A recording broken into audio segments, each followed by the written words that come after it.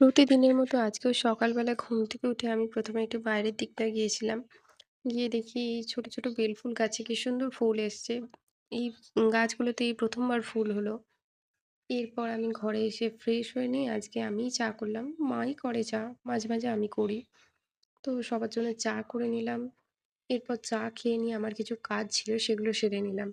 তারপর মনে পড়লো যে আগের দিনকে যে এঁচুড়ের কোপ্তা বানিয়েছিলাম, এঁচুড়ের মাখা অনেকটা রয়ে গেছে।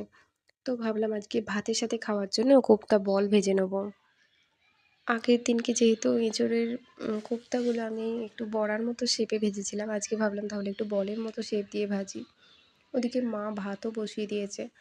আসলে এই গরমের মধ্যে যত তাড়াতাড়ি রান্না হয়ে যায় ততই ভালো। কারণ বেশি বেলা হলে মানে আগুনের কাছে থাকাই যায় না, এত বেশি গরম লাগে। তো তাড়াতাড়ি করে রান্না করে নিয়ে আমি এখানে আজকে জলখাবারে ছাতুর শরবত খেয়ে নিয়েছি।